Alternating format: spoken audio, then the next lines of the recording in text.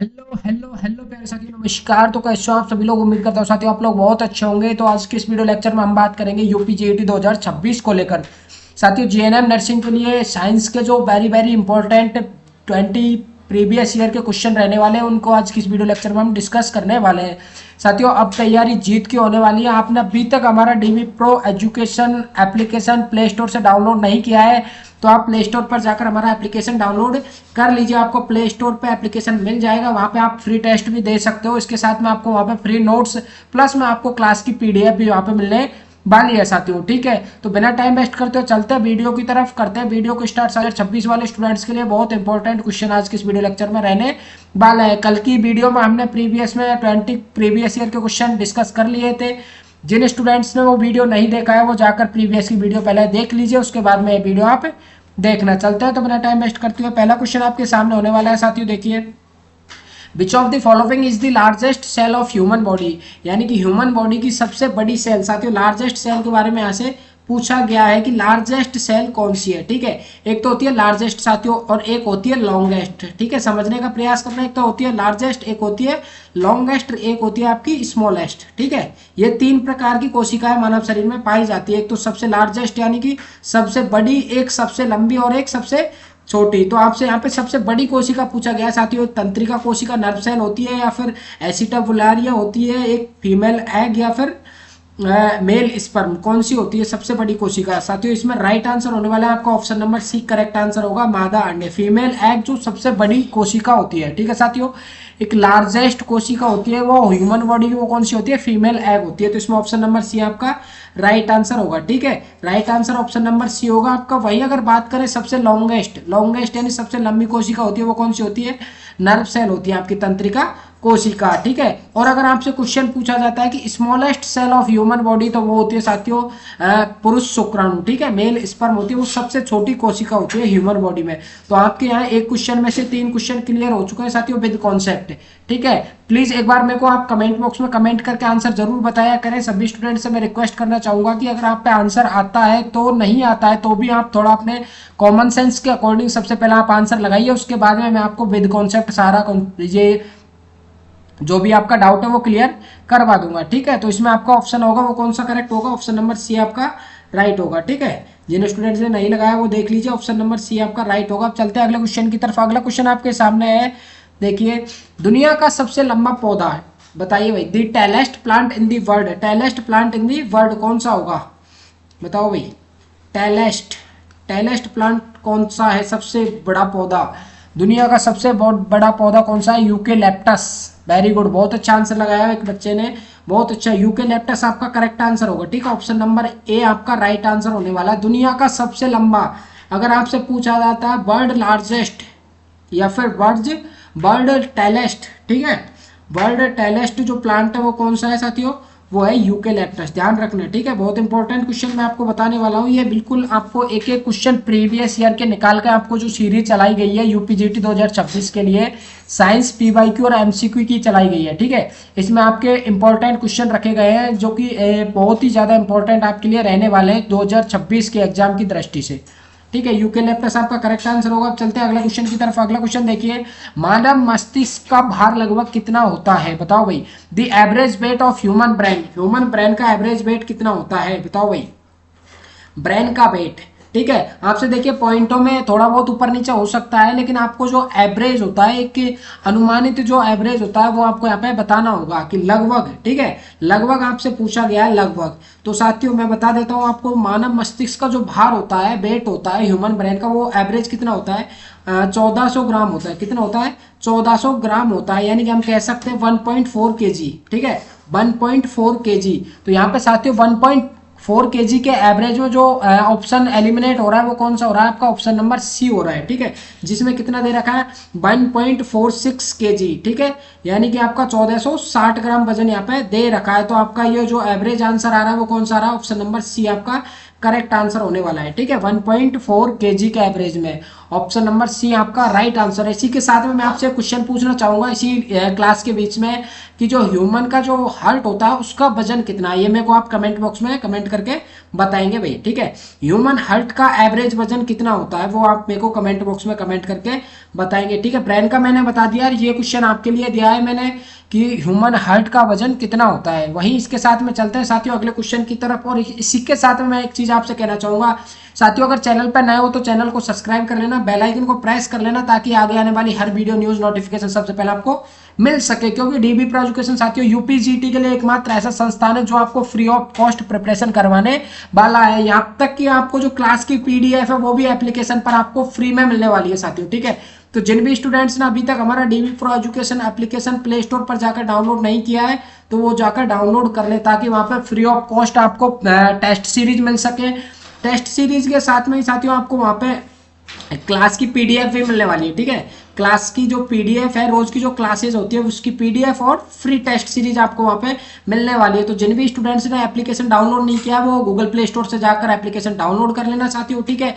अगर आपको कोई भी डाउट रहता है तो इस कॉर्नर में हमारे जो हेल्पलाइन नंबर दिए हुए हैं इन पे आप कॉन्टैक्ट कर सकते हो, व्हाट्सअप मैसेज कर सकते हो, कॉल भी आप कर सकते हो। हमारी जो हेल्पलाइन टीम है वो आपसे कॉन्टैक्ट कर लेगी, ठीक है साथियों। मैं एक बार नंबर और लिख देता हूँ आपको 7877677460 हेल्पलाइन नंबर हमारे रहने वाले हैं। आपको कोई भी डाउट है तो आप कांटेक्ट कर सकते हो, ठीक है। और एक चीज और साथियों, आपने अभी तक आपकी अटेंडेंस दर्ज नहीं कराई है तो जिन भी स्टूडेंट्स ने वीडियो को लाइक नहीं किया है वो वीडियो को लाइक करके अपनी अटेंडेंस है वो दर्ज करवा दे साथियों, ठीक है। एक बार वीडियो को लाइक करके जरूर आगे बढ़ना साथियों। और इसी के साथ में देखते हैं fourth question, solar radiation is measured by, बताओ सौर विकिरण किसके द्वारा मापा जाता है भाई। सोलर रेडिएशन है उसको किसके द्वारा मापा जाता है। पहला ऑप्शन आपके सामने है पायरोमीटर, एस्ट्रोमीटर, बैरोमीटर या फिर आपका मानोमीटर। बताइए भाई क्या होगा राइट आंसर। सौर विकिरण को किसके द्वारा मापा जाता है बताओ भाई, कमेंट बॉक्स में आंसर जरूर लगाना साथियों। क्या होगा इसका करेक्ट आंसर आपका, तो देखिए इसका राइट आंसर होगा साथियों वो होगा आपका पायरोमीटर, ठीक है। पायरोमीटर आपका करेक्ट आंसर होने वाला है option number A. Option number A है वो आपका करेक्ट आंसर होने वाला है पायरोमीटर, पायरोमीटर, ठीक है साथियों। सौर विकिरण को किसके द्वारा मापा जाता है, पायरोमीटर के द्वारा मापा जाता है। इसके साथ में मैं आपको कॉन्सेप्ट के साथ में एक्सप्लेनेशन दे देता हूं थोड़ा सा कि देखिए थर्मामीटर क्वेश्चन आता है साथियों, पूछा जाता है कई एग्जाम्स में पूछा गया है ये कि थर्मामीटर को किसके यूज में लिया जाता है, किसको मापने के यूज में लिया जाता है। तो थर्मामीटर साथियों वो तापमान को मापने के लिए काम में लिया जाता है, ठीक है। एक तो ये आपका क्वेश्चन यहाँ से रेडी होता है कि थर्मामीटर क्या काम में लिया जाता है, तो तापमान को मापने के लिए थर्मामीटर काम में लिया जाता है, ठीक है। और पायरोनोमीटर की या फिर पायरोमीटर की हम बात करें तो ये किसको काम में लिया जाता है साथियों, ये आपकी सौर की जो विकिरण है, ठीक है, सोलर जो रेडिएशन है उनको मापने के लिए पायरोमीटर आपका काम में लिया जाता है, ठीक है, सौर विकिरण को मापने के लिए। वहीं अगला देखते हैं आपका बैरोमीटर, अगला ऑप्शन आप था आपका बैरोमीटर। बैरोमीटर साथियों वायुमंडलीय दबाव को मापने के लिए, ठीक है, वायुमंडलीय दबाव को मापने के लिए। देख सकते हो आप यहाँ पे थोड़ा सा कॉन्सेप्ट लगा के कि वायुमंडलीय, वैसे ही ये शुरू हो रहा है साथियों वायुमंडल, ठीक है, बी से स्टार्ट हो रहा है। वहीं बैरोमीटर की अगर हम बात करें तो वी से ही बैरोमीटर आपका स्टार्ट हो रहा है, ठीक है। तो दोनों का कॉम्बिनेशन बैठ रहा है साथियों वायुमंडलीय दाब किससे, बैरोमीटर से। तो आपका यहाँ पे भी एक क्वेश्चन निकल के आता है। अगला आपका एनीमामीटर, हवा की गति, हवा की गति क्वेश्चन पूछा गया था साथियों प्रीवियस ईयर में। हवा की गति को किससे मापा जाता है भाई, जो हवा चलती है, एयर चलती है, उसकी जो स्पीड है, हवा की जो स्पीड है, एयर की स्पीड है, उसको किस में मापा जाता है, तो एनीमामीटर में, ठीक है। एनीमामीटर में आपकी हवा की गति मापी जाती है। यहाँ पे चारों क्वेश्चन है ये साथियों बहुत इंपॉर्टेंट बन के निकलते हैं, तो ध्यान रखना। जो भी स्टूडेंट्स नोटबुक और पेन लेके नहीं बैठे हैं वो प्लीज एक बार नोटबुक और पेन ले लीजिए ताकि आपका ये सारे कंसेप्ट वो क्लियर हो सके और एक पेज में आप सारी चीजें लिखते हुए चले, ठीक है। और पीडीएफ लेने के लिए तो आपने हमारा जो एप्लीकेशन है वो डाउनलोड कर लिया होगा। एप्लीकेशन के साथ साथ में साथियों टेलीग्राम और व्हाट्सएप ग्रुप का आपको लिंक है वो डिस्क्रिप्शन में मिल जाएगा, वहां से वो भी ज्वाइन कर ले, क्योंकि पीडीएफ कभी कभी वहां पे भी आपको डाल दी जाएगी। साथ में वीडियो जो भी आती है, जो भी हमारी लाइव क्लासेज आती है उनका नोटिफिकेशन ग्रुप में ही डाला जाता है, तो आप वो भी ज्वाइन करना ना भूलें, ठीक है। अगला क्वेश्चन देखते हैं साथियों इसी के साथ में, the device used to measure potential difference, बताइए साथियों पोटेंशियल डिफरेंस होता है, विभवांतर होता है, विभवांतर को मापने के लिए कौन सी डिवाइस काम में ली जाती है। वोल्टमीटर होता है, गैल्वेनोमीटर होता है, एमीटर होता है या फिर पोटेंशियोमीटर होता है। बताइए भाई पोटेंशियल डिफरेंस, बताओ पोटेंशियल डिफरेंस को मापने के लिए विभवांतर ठीक है, हिंदी में बोला जाता है इसको विभवांतर। विभवांतर को मापने के लिए किसका यूज किया जाता है बताओ साथी? पोटेंशियोमीटर का, एमीटर का किया जाता है, या फिर गैल्वेनोमीटर का किया जाता है, या फिर वोल्ट मीटर का किया जाता है। बहुत अच्छा आंसर लगा रहे हैं कुछ स्टूडेंट, वोल्ट मीटर। आपका करेक्ट आंसर होने वाला है इसमें ऑप्शन नंबर डी।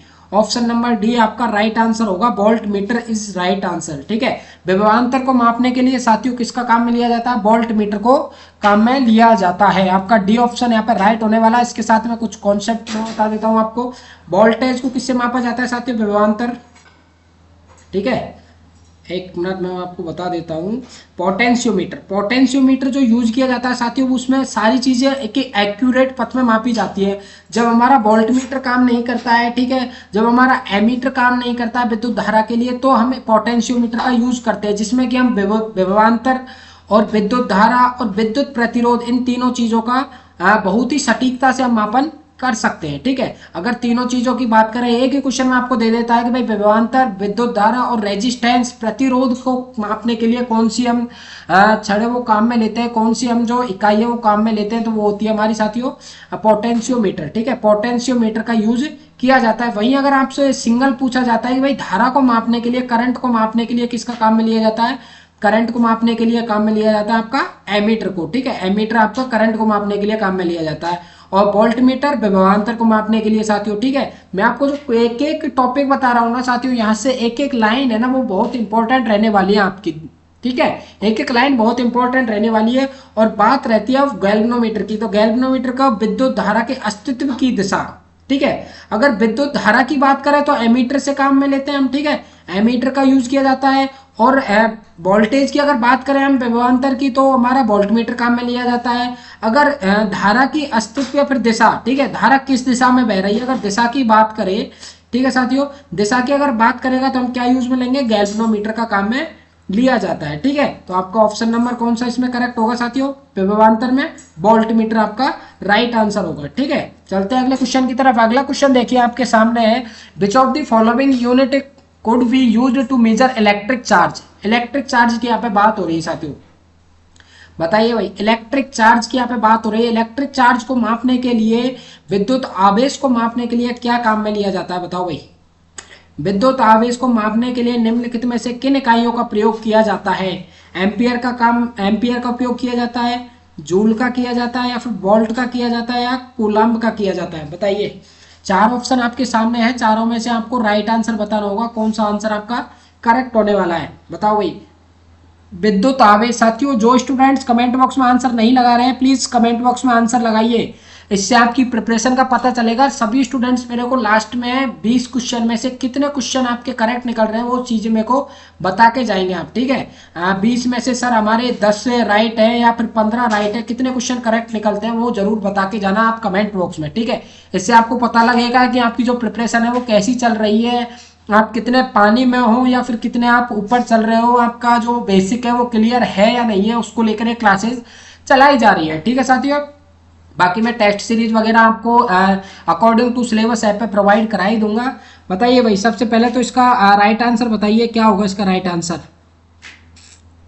बताओ भाई, लगा दो भाई, लगाओ, कमेंट बॉक्स भर दो भाई, क्या होगा राइट आंसर? विद्युत आवेश कूलम्ब। वेरी गुड, बहुत अच्छा आंसर लगाया भाई, बहुत अच्छा। कूलम्ब करेक्ट आंसर होगा आपका, option number D. Option number D, विद्युत आवेश को कूलम्ब से मापा जाता है। वही अगर बात करें साथियों हम एम्पियर की, ठीक है, मैं आपको कॉन्सेप्ट के साथ में ये चीजें बता देता हूँ। Ampere electric current. अगर विद्युत धारा की बात करें साथियों, किसकी, ये देखिए थोड़ा इंग्लिश में है ये एक्सप्लेन किया, जो एम्पियर, एम्पियर किसको मापता है साथियों? विद्युत धारा को। ठीक है, विद्युत धारा की बात करें तो हम किसकी बात करेंगे? एम्पियर की। और जूल की बात करें तो मैंने कल की क्लास में आपको डिस्कस भी करवाया है, जिन स्टूडेंट्स ने कल की क्लास देखी उनको पता होगा कि सर वर्क यानी कार्य को किस में मापते हैं? हम जूल में मापते हैं। और इलेक्ट्रिक पोटेंशियल है जो मैंने आपको अभी बताया, विभवांतर को किस में मापते हैं साथियों? विभवांतर की अगर बात करता है तो विभवांतर को मापते हैं हम किस में? एक मिनट, विभवांतर को वोल्ट में मापते हैं। ठीक है, और वही इलेक्ट्रिक चार्ज की अगर बात करें विद्युत आवेश की तो उसको कूलम्ब में मापा जाता है। ठीक है, चारों यहाँ से इंपॉर्टेंट बन के निकलते हैं साथियों। ठीक है, अगला क्वेश्चन देखिए आपके सामने है, ऑस्टियोसाइट कहाँ पाए जाते हैं? ठीक है, ऑस्टियोसाइट एक प्रकार की सेल्स है साथियों। ठीक है, क्या है? एक प्रकार की सेल्स है, कोशिकाएं। ऑस्टियोसाइट आर फाउंड कहाँ पे पाई जाती हैं? बताओ भाई, ऑस्टियोसाइट कोशिकाओं का नाम है, कोशिकाओं का नाम है, ये कोशिकाएं कहाँ पाई जाती है बताओ भाई। जैसे कि आपको पता होगा न्यूरॉन सेल्स, ठीक है, न्यूरॉन सेल्स है वो कहाँ पाई जाती है, बच्चे बोलेंगे सर ब्रेन में पाई जाती है, ब्रेन में पाई जाती है। इसी प्रकार से न्यूरॉन जिस प्रकार से एक सेल है, इसी प्रकार से ऑस्टियोसाइट भी एक प्रकार की सेल है, वो कहाँ पाई जाती है। मेरे को पता है सारे बच्चे राइट आंसर लगाएंगे क्योंकि ये बहुत सिंपल क्वेश्चन है। बताओ भाई, अस्थि, वेरी गुड, बहुत अच्छा, बोन में पाई जाती है ऑस्टियोसाइट। ठीक है, आपने एक डिजीज का नाम सुना होगा ऑस्टियोपोरोसिस, ऑस्टियोपोरोसिस। ठीक है, ऑस्टियोपोरोसिस में क्या होता है साथियों, हड्डियों में छेद हो जाता है, हड्डियां गलने लगती है। ठीक है, हड्डियों में छेद हो जाता है, हड्डियां गलने लगती है, जो कि कैल्शियम की कमी के कारण होती है। ठीक है, कैल्शियम और विटामिन डी की कमी के कारण क्या हो जाता है, ऑस्टियोपोरोसिस होता है। ठीक है, मोस्टली जो होता है वो कैल्शियम की कमी के कारण होता है। ठीक है, कॉन्सेप्ट को क्लियर करके चलना साथियों। कैल्शियम की कमी के कारण क्या होता है, ऑस्टियोपोरोसिस हो जाता है, जिसमें क्या होता है कि जो हमारी हड्डियां हैं उनमें छेद होने लग जाते हैं। ठीक है, छेद जैसे आपने चलनी देखी होगी, छलनी के जैसे छेद होने लग जाते हैं हमारी हड्डियों में। ठीक है, उसको बोलते हैं हम ऑस्टियोपोरोसिस। साथियों जो ये टर्म है ऑस्टियोपोरोसिस, तो ऑस्टियो इसी के जो वर्ड है जो फ्रंट में फर्स्ट में जो वर्ड है इसके ऑस्टियो। ठीक है, इसी से ऑस्टियोसाइट सेल्स का जो नाम है वो निकल के आया है। देखिए ऑस्टियोसाइट, ऑस्टियोसाइट कहाँ पाई जाती है, बोन्स में पाई जाती है। और इन्हीं जो सेल्स का जो नाम है, इनके जो फर्स्ट जो 5 वर्ड है उन्हीं से निकल के आ रहा है आपका ऑस्टियोपोरोसिस।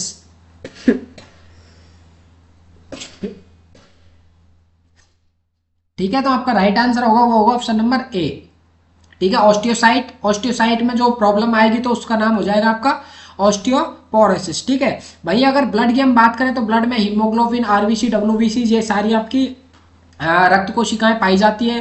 कार्टिलेज की बात करें तो साथियों कार्टिलेज क्या कहा जाता है कि सॉफ्ट बोन होती है। ठीक है, जैसे कि हम बात करते हैं बोन्स की, अस्थियों की, तो बोन्स होती है वो स्ट्रांग होती है साथियों, उनको फ्लेक्सिबल नहीं होती है। लेकिन कार्टिलेज बोन्स का ही दूसरा रूप होता है। जैसे कि आपको मैं क्वेश्चन पूछता हूँ यहाँ से, सबसे छोटी हड्डी, शरीर की सबसे छोटी हड्डी होती है वो कौन सी होती है, आप बता दोगे सर, स्टेफिस, जो कि कान में पाई जाती है। अब साथियों ये हड्डियां तो होती है, लेकिन ये बोन्स जितनी स्ट्रांग हमारी हैंड की और पैर की जो हमारी बोन्स होती है जितनी स्ट्रांग होती है उतनी ये आपकी कान की नहीं होती है, ये सॉफ्ट होती है। आप चाहो तो कान को पकड़ के देख सकते हो कि एकदम बिल्कुल फ्लेक्सिबल होती है, कान को हम कैसे भी मुड़ा सकते हैं, क्योंकि इनमें जो हड्डियों में कार्टिलेज पाया जाता है, जो कान की जो हड्डियां उनमें क्या पाया जाता है, कार्टिलेज पाया जाता है, इसलिए फ्लेक्सिबल होती है। ठीक है, वही हम लेंथ की बात करें तो प्लिया, ठीक है, जिसको ग्रेवयार्ड ऑफ आरबीसी डब्ल्यूबीसी कहा जाता है। ठीक है, अब चलते हैं अगले क्वेश्चन की तरफ। कवक के अध्ययन को क्या कहते हैं साथियों, बताओ। What do you call the study of fungi, study of fungi या फिर फंगस हम कह सकते हैं। बताओ भाई, फंगस के अध्ययन को क्या कहा जाता है, फंगाई के अध्ययन को, कवक के अध्ययन को क्या कहा जाता है। क्वेश्चन आपके सामने है, रीड करो अच्छे ढंग से आंसर दीजिए। माइकोलॉजी कहा जाता है, पैरासाइटोलॉजी कहा जाता है, बैक्टीरियोलॉजी कहा जाता है, या फिर साइकोलॉजी कहा जाता है, क्या कहा जाता है साथियों। वेरी गुड, बहुत अच्छा आंसर लगाया। कवक का अध्ययन साथियों बहुत इंपॉर्टेंट क्वेश्चन है। कवक का अध्ययन आपका माइकोलॉजी कहलाता है। क्या कहलाता है, माइकोलॉजी कहलाता है। कवक का अध्ययन आपका माइकोलॉजी कहलाता है। वहीं अगर पैरासाइट के अध्ययन की अगर हम बात करें, क्वेश्चन आ सकता है कि पैरासाइट का अध्ययन क्या कहलाता है साथियों। पैरासाइट का अध्ययन कहलाता है, वो कहलाता है आपका पैरासाइटोलॉजी। ठीक है, ये कल की क्लास में मैंने आपको बता दिया है। बैक्टीरिया का अध्ययन की अगर बात की जाती है, बैक्टीरिया का अध्ययन क्या कहलाता है, बैक्टीरियोलॉजी कहलाता है। ठीक है, और अगर साइकोलॉजी की अगर बात करें, साइकोलॉजी की, तो ये फाइकोलॉजी है आपकी, वो एल्गी का अध्ययन। ठीक है, शैवाल नाम तो सुना होगा आपने, शैवालों का अध्ययन अगर बात करें हम, तो शैवालों का अध्ययन क्या कहलाता है आपका, फाइकोलॉजी कहलाता है, जिसको इंग्लिश में एल्गी बोला जाता है साथियों। क्या बोला जाता है, एल्गी। ठीक है, शैवालों का अध्ययन, एल्गी की स्टडी क्या कहलाती है, फाइकोलॉजी कहलाती है। ठीक है, 4 क्वेश्चन यहाँ से रेडी हो गए साथियों। अब चलते हैं अगले क्वेश्चन की तरफ साथियों। क्लास में मजा आ रहा है या नहीं आ रहा है, एक बार मेरे को कमेंट बॉक्स में कमेंट करके बताइए, क्लास कैसी लग रही है। ठीक है, जरूर साथी कमेंट करके बताएं मेरे को क्लास कैसी चल रही है। अगला क्वेश्चन देखते हैं भाई। कवक का अध्ययन, देखिए मैंने थोड़ा आपको एक्सप्लेन भी कर दिया। कवक का अध्ययन माइकोलॉजी, ठीक है, शैवाल का अध्ययन साइकोलॉजी कहलाता है, बैक्टीरिया का अध्ययन बैक्टीरियोलॉजी कहलाता है। वहीं अगर पौधों की अगर बात करें हम, प्लांट्स का अध्ययन क्या कहलाता है, तो बॉटनी कहलाता है। ठीक है, वही जानवरों की या फिर मनुष्य की अगर हम बात करें तो किस में आ जाते हैं, सारे जूलॉजी में आ जाते हैं। ठीक है, तो ये कुछ 4-5 टर्म है, इसका आप स्क्रीनशॉट भी ले सकते हो, बाकी मैं आपको पीडीएफ प्रोवाइड करा दूंगा एप्लीकेशन पर। ठीक है, लिंक आपको डिस्क्रिप्शन में मिल जाएगा, एप्लीकेशन का, व्हाट्सएप ग्रुप का, टेलीग्राम ग्रुप का, सारा आपको डिस्क्रिप्शन में लिंक मिल जाएगा। एप्लीकेशन का भी लिंक आपको डिस्क्रिप्शन में मिल जाएगा, तो जाकर जल्दी से डाउनलोड कर लेना। ठीक है, ग्रुप्स में भी जुड़ना ना भूले। अगला क्वेश्चन देखते हैं। Fern belong to which division of plants, fern किस वर्ग में आते हैं बताइए भाई। फर्न जो होते हैं वो किस वर्ग में आते हैं बताइए। आपके सामने है जिम्नोस्पर्म हो गया, एंजियोस्पर्म हो गया, थैलेओफाइटा हो गया या फिर टेरिडोफाइटा हो गया, किस में आते हैं भाई फर्न। फर्न लाइए लगाइए सारे स्टूडेंट कमेंट बॉक्स में आंसर लगाइए, क्या होगा आपका राइट आंसर बताओ भाई। वेरी गुड, बहुत अच्छा, टेरिडोफाइटा करेक्ट आंसर लगाया बच्चों ने। टेरिडोफाइटा आपका राइट आंसर होने वाला है। Fern belong to which division of plant, तो फर्न है साथी वो टेरिडोफाइटा में आते हैं, ठीक है, इसमें पी साइलेंट रहता है। टेरिडोफाइटा, टेरिडोफाइटा में किसकी स्टडी की जाती है साथियों, फर्न की स्टडी की जाती है, ध्यान रखना, इंपॉर्टेंट क्वेश्चन है आपके लिए, ठीक है। अगला क्वेश्चन देखते हैं साथियों, ब्रायोफाइट्स पादप जगत कहलाते हैं, बताओ भाई ब्रायोफाइट्स पादप जगत क्या कहलाते हैं, स्तनधारी यानी मामल्स, स्तनधारी जीव, या फिर उभयचर कहलाते हैं, सरीसृप कहलाते हैं, या फिर कीट कहलाते हैं, बताओ भाई। उभयचर, वेरी गुड, बहुत अच्छा आंसर दिया है, एम्फीबियंस। साथियों इंग्लिश के जो टर्म है उनको जरूर आप साथ में लेके चले। मैंने आपको देखिए कॉम्बो में ये सारी लैंग्वेज इसलिए प्रोवाइड कराई है, बहुत से बच्चे बोल रहे थे सर ओनली फॉर हिंदी में करवाइए, मैंने आपको इसलिए करवाई है ताकि आपकी इंग्लिश है वो स्ट्रांग हो सके, क्योंकि आप नर्सिंग करने के लिए जा रहे हो तो नर्सिंग में आपको प्योर इंग्लिश की जरूरत पड़ेगी। अभी नहीं तो जीएनएम में देखिए, अभी तो जीएनएम में नहीं पड़ेगी, लेकिन आपको आगे चल के प्योर इंग्लिश की जरूरत पड़ेगी, क्योंकि आप मेडिकल डिपार्टमेंट में हो तो आपको सारी टर्मिनोलॉजी है वो याद होनी चाहिए, तो आप इंग्लिश पे जरूर थोड़ा सा फोकस करके चलिए। इसमें राइट आंसर होगा ऑप्शन नंबर बी होगा, एम्फीबियंस, ठीक है। ब्रायोफाइटा किस में आते हैं, उभयचर में आते हैं साथियों, ब्रायोफाइटा उभयचर में आते हैं। अगला क्वेश्चन देखिए, पादप कोशिका भित्ति किसकी बनी होती है, बताइए भाई। पादप कोशिका भित्ति है वो किसकी बनी होती है, सेल्यूलोज की, शर्करा की, या फिर आपका फ्रक्टोज की, या फिर सुक्रोज की, ठीक है। प्लांट सेल की बात हो रही है, ठीक है, प्लांट सेल की। जैसे कि हम बात करें ह्यूमन की जो सेल्स होती है वो किसकी बनी होती है, उनका जो आवरण है, जैसे कि मैंने आपको बताया था पिछली बार क्लासेस चली थी, जैसे ये सेल हो गई, ठीक है, ये सेल हो गई, ये सेल है जो ह्यूमन सेल है वो डबल मेम्ब्रेन होती है, ठीक है, सेल मेम्ब्रेन होती है, ये किसकी बनी होती है साथियों, ह्यूमन की जो सेल मेम्ब्रेन है किसकी बनी होती है, ये पेप्टाइडोग्लाइकॉन की बनी होती है, किसकी बनी होती है, मैंने आपको बताया था, जिन स्टूडेंट से पहले क्लासेस लिए उनको पता होगा, बाकी कोई बात नहीं, मैं आपको दोबारा बता देता हूँ, पेप्टाइडोग्लाइकॉन की बनी होती है, ठीक है। क्वेश्चन आया हुआ है पेप्टाइडोग्लाइकॉन की बनी होती है सेल मेम्ब्रेन, ठीक है। लेकिन अब यहाँ पे बात ह्यूमन की ना करके किसकी बात हो रही है, यहाँ पे प्लांट्स की बात हो रही है, तो प्लांट्स की जो सेल है वो किसकी बनी होती है साथियों, सेल्यूलोज की बनी होती है। वेरी गुड, बहुत अच्छा आंसर आ रहे हैं भाई, सेल्यूलोज आपका राइट आंसर होने वाला है, सेल्यूलोज आपका करेक्ट आंसर होगा, क्योंकि पादप कोशिका जो प्लांट सेल है वो किसकी बनी होती है साथियों, सेल्यूलोज की बनी होती है, ठीक है। चलते हैं अगला क्वेश्चन की तरफ साथियों।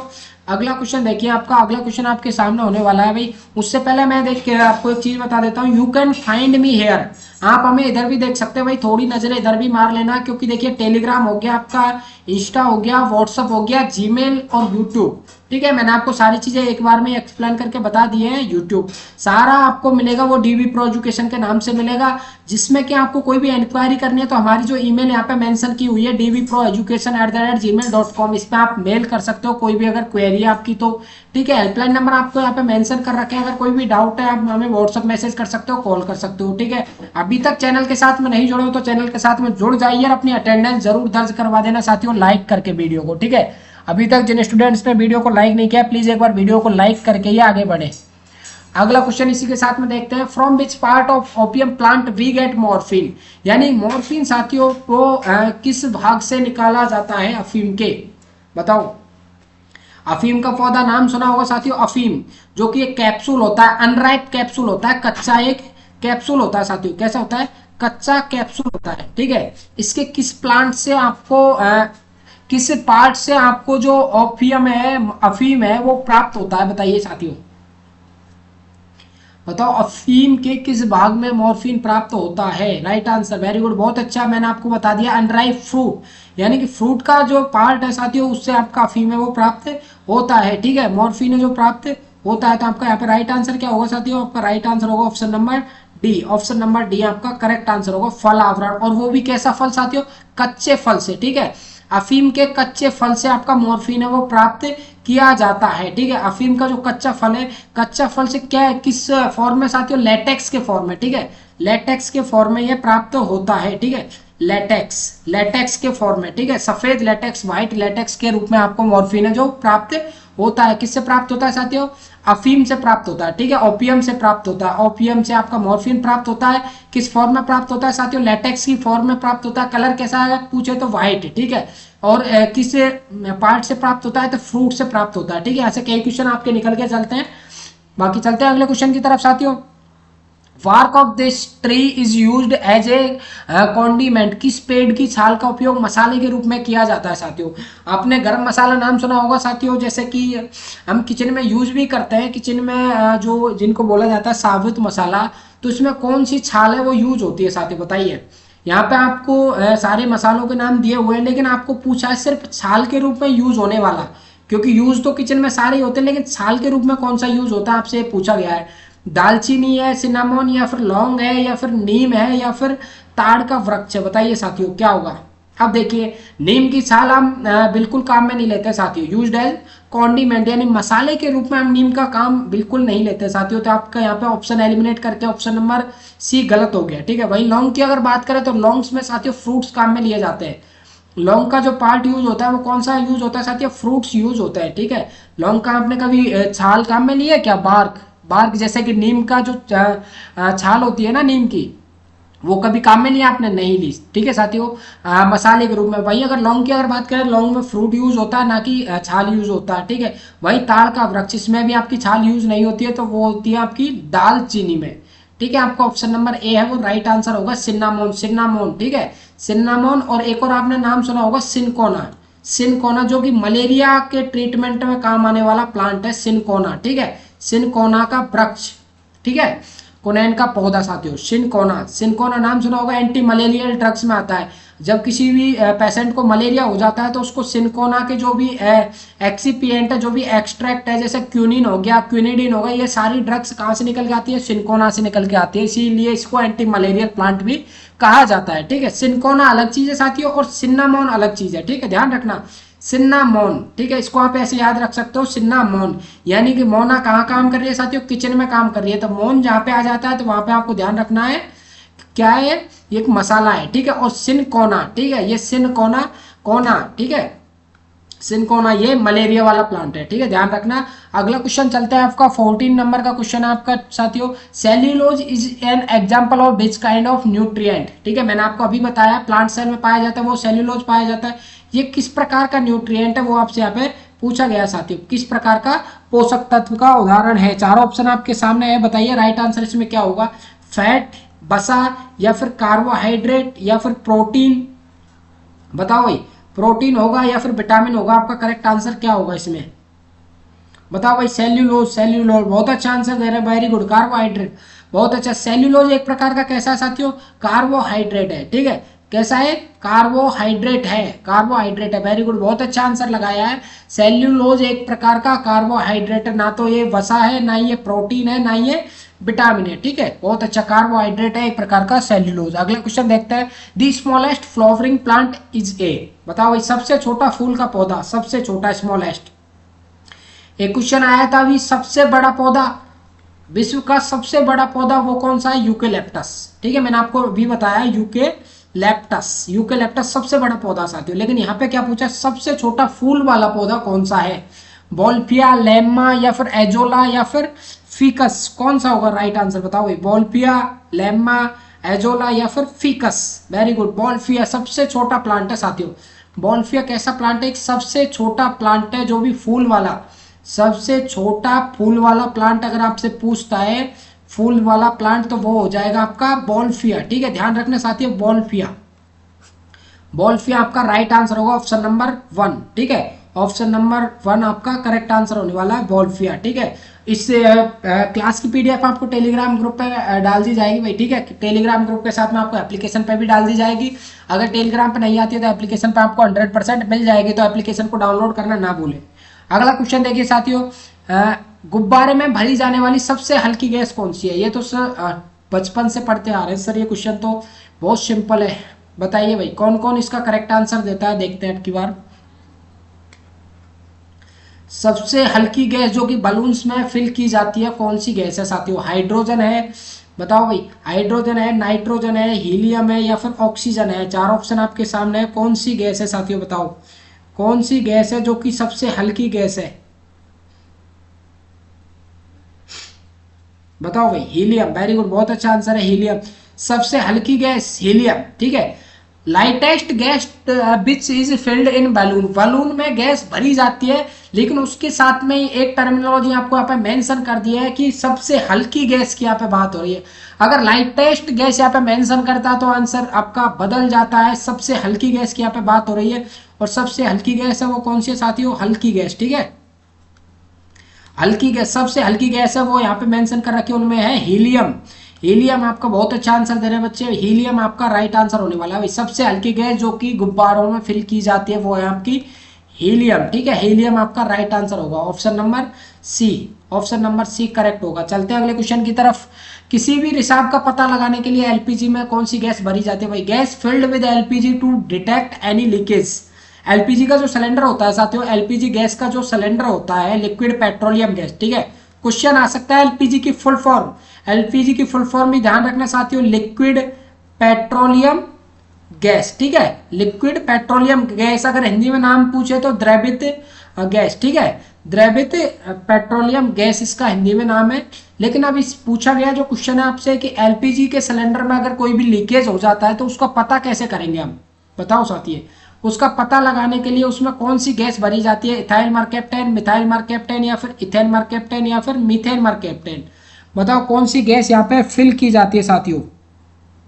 क्वेश्चन बहुत शानदार पूछा है साथियों, बहुत शानदार क्वेश्चन है ये, और लेवल वाला क्वेश्चन है, एक अच्छे लेवल का क्वेश्चन है आपका ये। तो इसमें राइट आंसर है आपका ऑप्शन नंबर ए, ठीक है। ऑप्शन नंबर ए इथाइल मरकैप्टेन आपका करेक्ट आंसर है साथियों, ठीक है। इथाइल मरकैप्टेन ऑप्शन नंबर ए आपका राइट आंसर होने वाला है। कौन सा आंसर राइट होगा साथियों आपका, ऑप्शन नंबर 1 इथाइल मरकैप्टेन, इथाइल मरकैप्टेन आपका राइट आंसर होने वाला है, ऑप्शन नंबर 1। चलते हैं अगले क्वेश्चन। अगला क्वेश्चन देखिए, मानव शरीर का सबसे बड़ा अंग, बहुत शानदार क्वेश्चन है साथियों। मानव शरीर का सबसे बड़ा अंग कौन सा है भाई, बताओ मानव शरीर का सबसे बड़ा अंग कौन सा है, largest organ of the human body, largest organ, ठीक है साथियों। ये क्वेश्चंस है वो आपको डाउटफुल करेंगे, जो ऑप्शन की तरह आपको एलिमिनेट करने पड़ेंगे ऑप्शन को देखकर, ठीक है। पेट, स्टमक होता है, यकृत होता है, थायराइड होता है, या फिर अग्नाशय होता है। अगर यहाँ पे आपको ऑप्शन में मेंशन कर देता सर स्किन, स्किन, तो सबसे पहले तो आपको स्किन को इंपॉर्टेंस देनी होगी, ठीक है। Largest organ of the human body वो है आपका स्किन। लेकिन स्किन नहीं देकर आपको इंटरनल ऑर्गन की भी कभी कभी बात कर ली जाती है। तो इंटरनल ऑर्गन की अगर बात करें हम, आंतरिक, आंतरिक की अगर बात करें तो वो होता है आपका यकृत, ठीक है। क्वेश्चन कैसे भी पूछ ले साथियों, हमें बिल्कुल एक तरह से ऐसा प्रिपेयर होना है, इतना स्ट्रांग बनना है कि क्वेश्चन कैसे भी पूछ ले हम पेपर फोड़ के आए, ठीक है, ना कि फूट के आए, ठीक है। तो लार्जेस्ट ऑर्गन अगर आपसे एक्सटर्नल पूछता है, बाहरी, ठीक है, बाहरी अगर आपसे ऑर्गन पूछता है, या फिर डायरेक्टली आपसे पूछता है सबसे बड़ा अंग, ठीक है, और उसमें आपको ऑप्शन दे रखा है स्किन, और अगर पूछ रहा है सबसे बाहरी सबसे बड़ा अंग, तो भी आपका स्किन। लेकिन क्वेश्चन अगर कई बार पूछ लेता है कि आंतरिक, ठीक है, आंतरिक सबसे बड़ा अंग कौन सा है, तो वो हो जाता है आपका यकृत। कौन सा हो जाता है साथियों, यकृत। यकृत आंतरिक सबसे बड़ा ऑर्गन है। और अगर क्वेश्चन आपको डायरेक्टली पूछता है, जैसे कि यहाँ पे पूछा हुआ है मानव शरीर का सबसे बड़ा अंग, और जिसमें कि स्किन नहीं है, तो आपको इंपॉर्टेंस देनी है, वो किसको देनी है साथियों, यकृत को देनी है, ठीक है, यकृत को देनी है। यानी कि ऑप्शन नंबर बी है आपका, वो राइट आंसर होगा साथियों, ठीक है, ऑप्शन नंबर बी राइट होगा। अगला क्वेश्चन देखते हैं, सेकंड लास्ट क्वेश्चन होने वाला है आज की इस क्लास का। निम्नलिखित में से कौन सा मानव शरीर का सबसे बड़ी कोशिका है। क्वेश्चन पहले भी आ चुका है साथियों, मैंने आपको बताया है कि सबसे पहले तो आपको इंपॉर्टेंस देनी होगी, वो फीमेल एग्स को देनी होगी, ठीक है, फीमेल एग्स को सबसे बड़ी। और सबसे लॉन्गेस्ट अगर आपसे पूछता है तो आपको नर्व सेल बताना होगा, लेकिन यहाँ पे फीमेल एग ना देकर नर्व सेल ही सिर्फ मेंशन कर रखा है, तो आपका करेक्ट आंसर होगा ऑप्शन नंबर ए, ठीक है, नर्व सेल। सबसे बड़ी कोशिका कौन सी है, नर्व सेल। अगर इसके साथ में आपको फीमेल एग भी मेंशन कर देता मादा अंडे, तो आपको मादा अंडा सबसे पहले राइट आंसर लगाना होता। लेकिन यहाँ पे फीमेल एग ना देकर तंत्रिका कोशिका नर्व सेल मेंशन किया है, तो आपका करेक्ट आंसर कौन सा होगा, ऑप्शन नंबर ए, ठीक है। सबसे बड़ी, सबसे छोटी कोशिका मैंने आपको बता दिया है, एक बार कमेंट बॉक्स में कमेंट करके बताना भाई कौन सी बताइए। किन किन स्टूडेंट्स ने क्लास देखी है वो बिल्कुल फोकस होकर देखिए, बताओ भाई सबसे छोटी कोशिका, बताओ भाई कमेंट बॉक्स में, ठीक है। ये क्वेश्चन आपके लिए। अगला क्वेश्चन देखते हैं साथियों, लास्ट एंड फाइनल, मानव पुरुष में सबसे छोटी कोशिका कौन सी होती है, बताओ भाई। यही क्वेश्चन है जो आपको मैं होमवर्क के लिए दे रहा हूं भाई, होमवर्क के लिए इसका आंसर आप मेरे को कमेंट बॉक्स में कमेंट करके बताएंगे। और ये क्वेश्चन मैंने काफी बार आपको समझा भी दिया है। नर्व सेल होती है या फिर आपकी लाल रक्त कोशिका आरबीसी, डब्ल्यूबीसी या फिर स्पर्म शुक्राणु होते हैं, बताओ भाई। इसका आप कमेंट बॉक्स में आंसर लगाएंगे क्या होगा राइट आंसर, ठीक है। इसी के साथ में करते हैं वीडियो को स्टॉप साथियों। वीडियो कैसी लगी एक बार मेरे को कमेंट बॉक्स में कमेंट करके जरूर बताना साथियों। और आपने अभी तक टेलीग्राम और व्हाट्सएप ग्रुप हमारा ज्वाइन नहीं किया है तो डिस्क्रिप्शन में लिंक मिल जाएगा, वहां से ज्वाइन कर सकते हो। अगर कोई भी डाउट रहता है आपका तो हेल्पलाइन नंबर आपको मेंशन कर रखे हैं, इन पे कॉल करके व्हाट्सएप मैसेज करके यहाँ पे पूछ सकते हो साथियों। और इसी के साथ में एप्लीकेशन को डाउनलोड करना ना भूले साथियों, क्योंकि आपको क्लास की पीडीएफ एप्लीकेशन पर ही मिलने वाली है, ठीक है। तो एप्लीकेशन को डाउनलोड करना ना भूले। जिन स्टूडेंट्स ने अभी तक वीडियो को लाइक नहीं किया प्लीज एक बार वीडियो को लाइक करके अपने दोस्तों के पास में शेयर कर दें, ताकि फ्री क्लासेस का फायदा आपके दोस्त भी उठा सके, ठीक है। वीडियो को एक बार ज्यादा से ज्यादा शेयर करना, बाकी करते हैं वीडियो को stop. Thank you so much everyone, मिलते हैं आपकी नेक्स्ट वीडियो में, तब तक के लिए बने रहना डीवी प्रो एजुकेशन के साथ में। जय हिंद जय भारत साथियों।